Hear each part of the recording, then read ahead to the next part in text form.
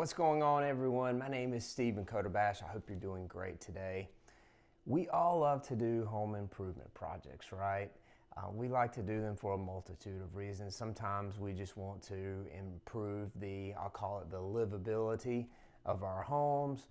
Sometimes we do it to help build a little equity in our homes. I want to let you know that you need to be careful about those home improvement projects that you think you can jump into and complete with no problem. And we can thank YouTube for that, because I know that I have YouTube searched a lot of things to do around our house.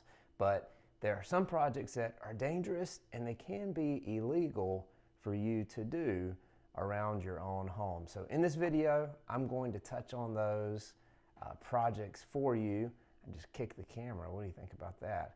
So listen up, and I hope that this video helps you out and helps to avoid any issues with home improvement projects at your house. My name is Stephen Coderbash, and I'm a realtor located in the northern Atlanta area, and I get to help people buy and sell houses every day. Let's talk about those renovation projects. The first one I want to touch on is cutting down large trees in your yard. Right behind me is my backyard, and I don't have any large trees on my property, but there are people that have large trees, and they think, as long as they're not too tall, they think, oh, I can just go out and I can cut those down as long as I have the right tools and I'm careful, right? Wrong.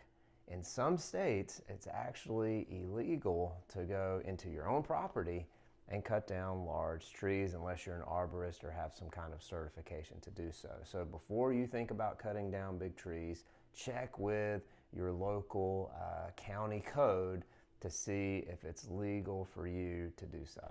Hey, before we go any further, do me a favor and hit the like button and hit the subscribe button. It really supports my channel. Thank you. The second item is replacing an electrical panel. And I get it. I know some of you are watching this and you're thinking, hey, I don't have to worry about that. I get nowhere near the electricity. I'm completely scared of it. I'm terrified. And I don't have to worry about getting involved in electrical at my home. But there are some of you out there that I know you might think that it's okay to do so, but when you're talking about your electrical panel, you're talking about the main line that comes into your home, typically from the street, and there's a lot of power involved there. And if you don't know what you're doing, if you're not a certified electrician and you go and try to replace that panel and do a bunch of in-depth work in your panel, it can lead to injury or even death. So it's a very serious deal when you're talking about replacing an electrical panel. So unless you are a certified electrician, don't do that at your house. Number 3, where are all the big cooks out there? I know there's some folks watching and you might love your kitchen and you might love to cook, so you probably are very much into a gas stove. There are houses that obviously have electric stoves, and some people might think, I want to convert my electric stove into gas. Pretty simple, right? It's not that simple. You definitely need a professional to help you there, because you need to have a gas line, right, that runs to your stove. So that's a big thing. And also, when you're changing out the electrical stove to a gas stove, you have to have those electrical conduits properly closed off for the project. So you need a certified electrician to help, and then someone that has experience with gas lines as well. So make sure you reach out to a professional if you're thinking about converting that electrical stove to gas.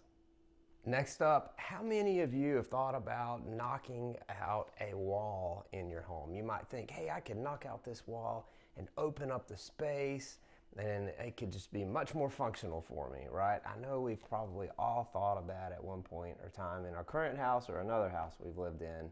But be very careful, because some walls in your home are cosmetic. So meaning, hey, if you knock those out, it's completely fine. It does not compromise the structural integrity of your home.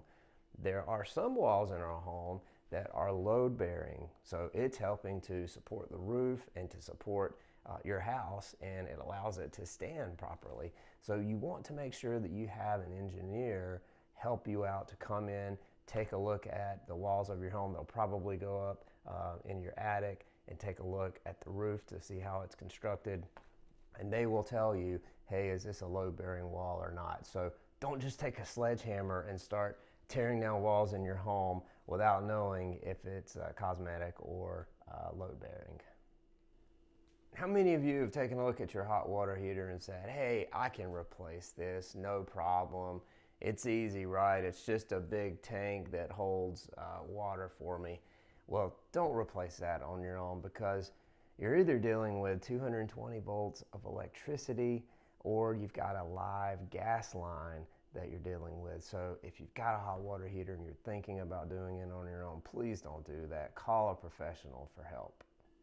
Adding on a deck to your home is a very fun type of project, right? Because you can typically, it adds to your space, right? To your living space. I know it's not air conditioned, but meaning you can go out, you can put couches, chairs, and things like that. Put a TV out on your deck if you want to. So it's a very fun project that a lot of people consider adding to their home.